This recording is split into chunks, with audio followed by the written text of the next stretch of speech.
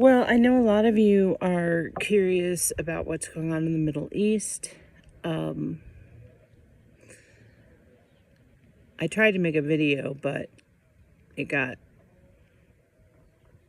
stopped. So that means he really doesn't want much released right now. We're getting really, really close to the point when prophecy can be unraveled. Right now, the enemy has no idea what's coming. So everything that's being put out prophetically is being put out to confuse the enemy.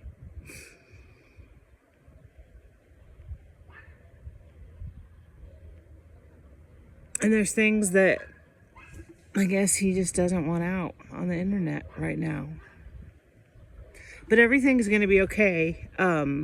Relatively speaking, it's the end times. Gatsby. These dogs I live with are a lot of work. Okay, so yes, this event that has happened and is happening in Israel is a huge part of the end times. It had to happen. I've been waiting for something to get crazy over there. But prophecy is and God are very complex, and he rarely has the things you think are going to happen. So we just kind of got to wait this one out. I found a verse in Revelations a few days ago that really identifies with actual direct evidence that Washington, D.C. is the city mentioned in the book of Revelations. Mentioned as the holy city. And there's a lot of backing evidence for this too. So that's exciting because that's the first time in Revelations that I found a very specific, direct piece of evidence. A lot of things are happening, the end times are happening, but to find like legitimate numerical evidence. So, I don't think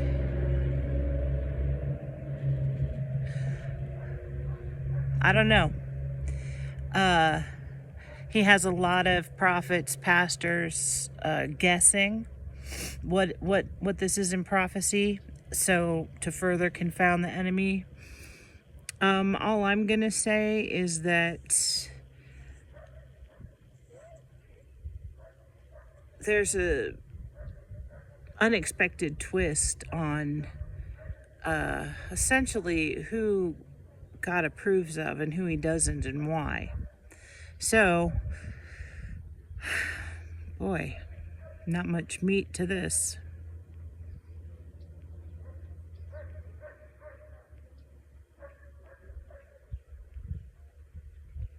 I'm seeing if he's gonna give me something.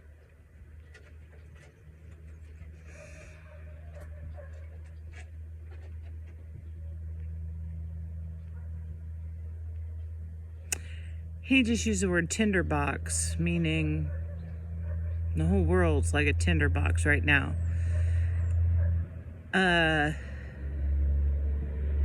We're kind of seeing the sparks fly. We just found out today that Iran green-lighted this whole attack. And I know that Iran is a specific enemy of God. That's kind of obvious.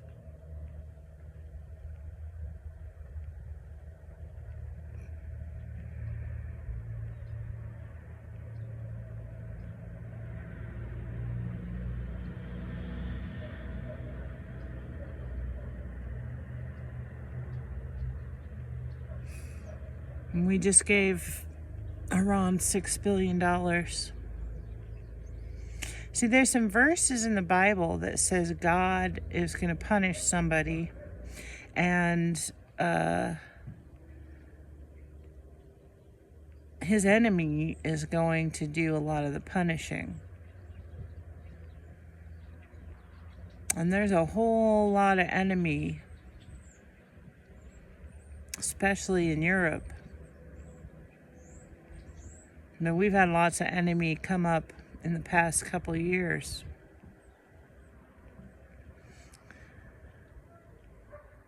So, I don't know. There wasn't much coverage of it, but there were 3 earthquakes on 3 different continents in one night. The same night that the Gaza thing started.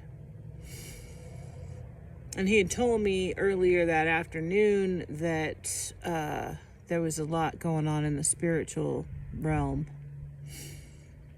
And then it all happened. So we're getting to the closer to the events of the big stuff. See, I'm thinking God's not going to let mankind do all of his bidding. Like, you can see that throughout prophecy. He's not going to let mankind just... No, he's going to make himself known, and he's going to do something himself. So it looks like he's going to let a lot of chaos ensue for possibly around 8 more months.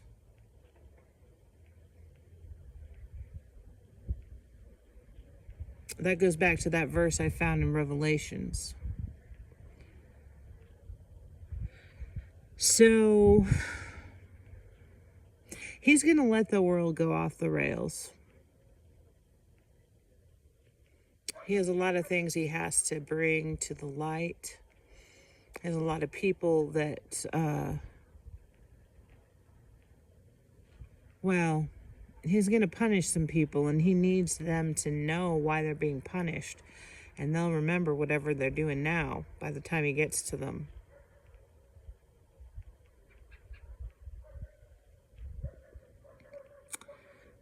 So, okay.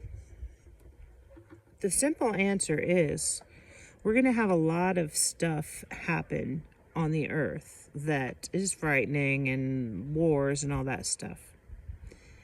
The Middle East is obviously going to be a huge player, because that's been a player since the very beginning of the story. We do have the new player of the United States. And eventually it's pretty much going to be the case of the earth's such a mess, and God, or the Lord, which I'll explain that another time, the Lord is going to come take over. The hostile takeover. So, yeah, that pretty much is the sum of prophecy. The earth's going to go crazy. The spirits are running wild. Like, they're just like a jet stream. And that's going to happen for a while until something big happens, and that's the day of the Lord, the capital L, capital O, capital R, capital D. And on the day of the Lord, mankind knows that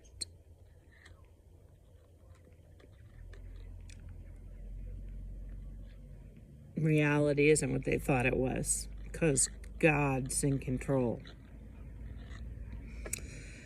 And then it looks like this Lord is going to start punishing people. So whatever's going on in the world right now, kind of watch it as a movie, as a show, as the things God had to have happen before he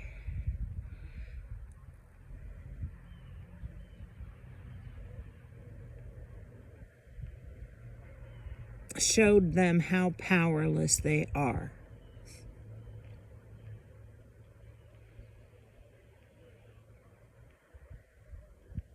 That's one of his ultimate goals, because God the Father despises arrogance. You can't do anything with an arrogant person unless they're the leader. See, an arrogant person always thinks they should be the leader. But there's only one leader, and that's the Lord. But the Lord generally makes us think that we're our own leader of ourselves, but we're kind of not. We're the leader of how we treat others.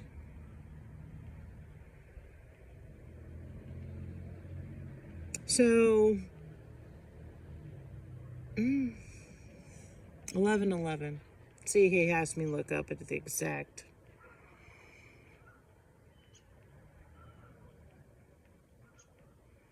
Yeah, that was him. Why did my eyes go up and look at the clock? He just had me do it at 11:11. Just letting us know he's there. So I really apparently can't say much. We have not found the verses that apply to this current event. Not enough has happened for it to be identifiable yet.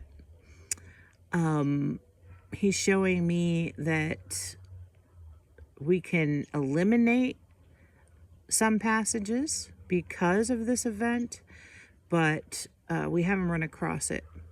When we run across it, it's going to change something. It means that an actual modern day event is specifically unfolding at the exact right time. And this event, of course, will lead to other events, and it may or may not be able to be followed through further prophecy. Oh, he discussed with me last night how he doesn't really have much use for actual modern day prophetic words.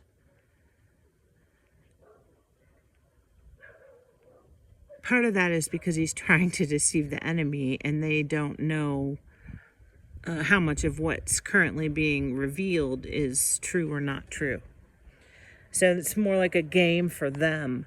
But the prophecy that's needed, for the most part, already exists in the Bible. It's just been undecodable. It's undecodable because mainly because of the names that are used. He uses the same name for multiple different time periods. So the Babylonians could be a massive number of groups of people in different times. The Bible's prophecies all interchangeable.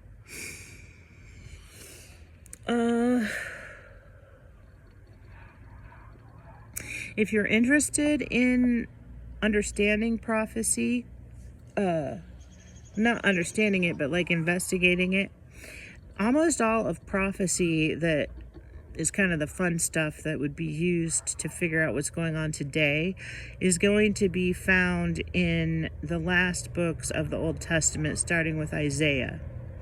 So starting with Isaiah, all the books until the very end, right before the New Testament, are the books of prophecy.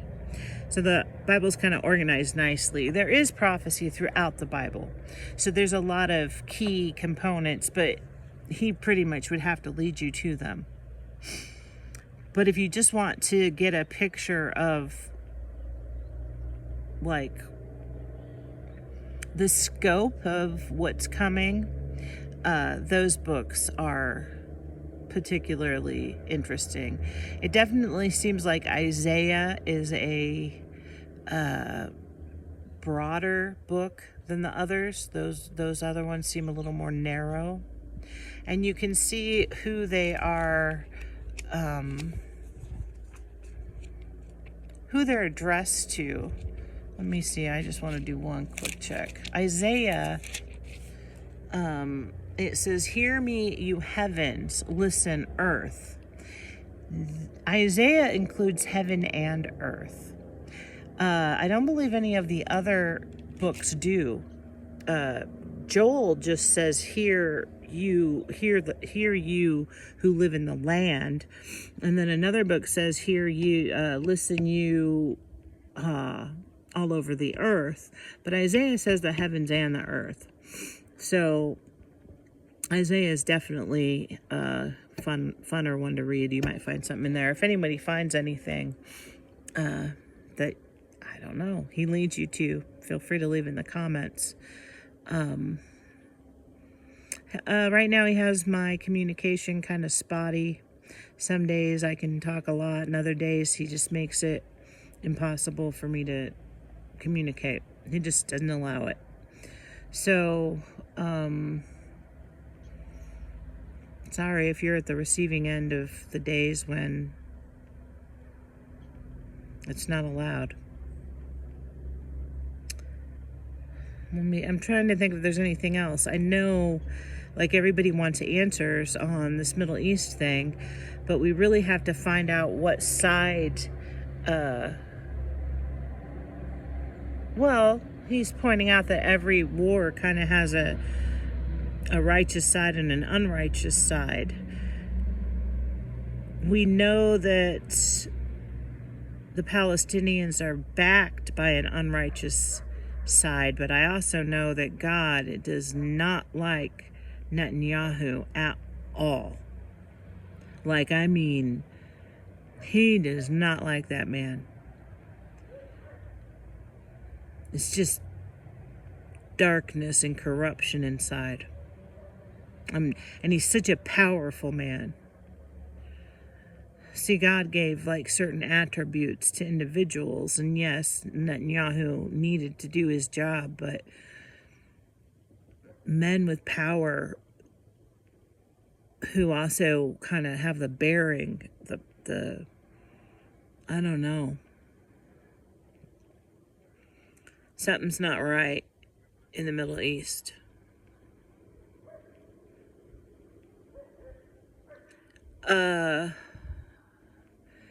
The Bible shows us that during war, especially in the Middle East, that pretty much the Lord sabotages the team he doesn't want to win. And quite frankly, it really looks like Israel got sabotaged by the Lord. This came as a total surprise to the most hyper secure nation on earth, which means that the Lord allowed it, encouraged it, most likely. So I guess he's saying we're looking for a verse where the enemy is encouraged to attack a certain group of people. We don't know what their name is, however. So anyway, I guess that's about it. So when I do have a verse, which I know is coming soon, I know that we are getting so close to having the biblical prophecy be real clear. Hopefully he'll let me post that as soon as that happens.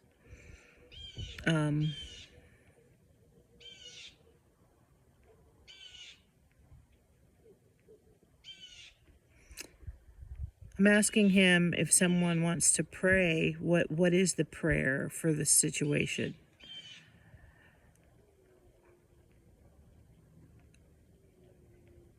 We can't know. We cannot know who's righteous and who's not. We can know that we stand for democracy and that Israel has previously stood for democracy. We know that they've been a somewhat loyal friend to us, and we've been a loyal friend to them.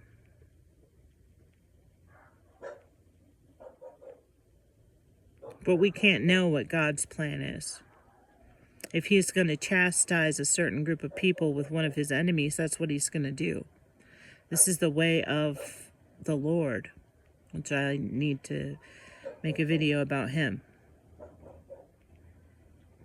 Oh, praying.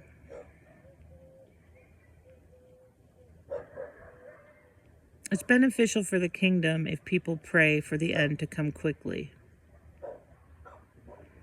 We should rejoice that the end is near. So praying that this war is stopped so that we can continue as we thought life was is not a useful prayer, as far as that's not going to happen. We're not going back to normal. The world's never going back to normal.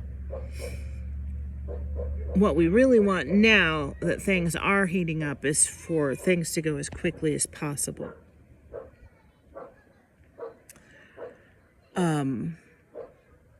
Maranatha. Thy kingdom come. We want the kingdom to come now that we know that things are headed in that direction. We can pray for the Lord to comfort the innocent people there, our brothers and sisters there. We have brothers and sisters all over the world.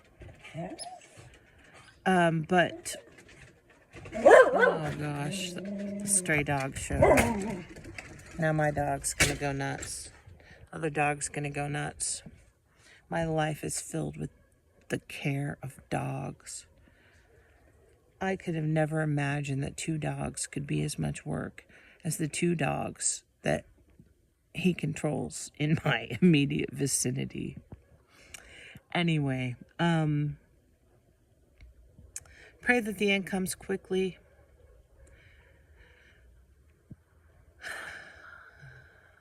He's been talking a lot about a harvest. There's a lot of harvests in Revelations. Harvest being someone in heaven with a sickle.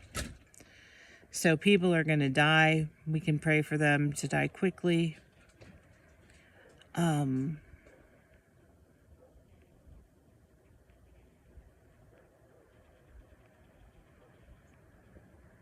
Really, thy will be done is the healthiest prayer you can pray. Thy will be done. This eliminates your human understanding that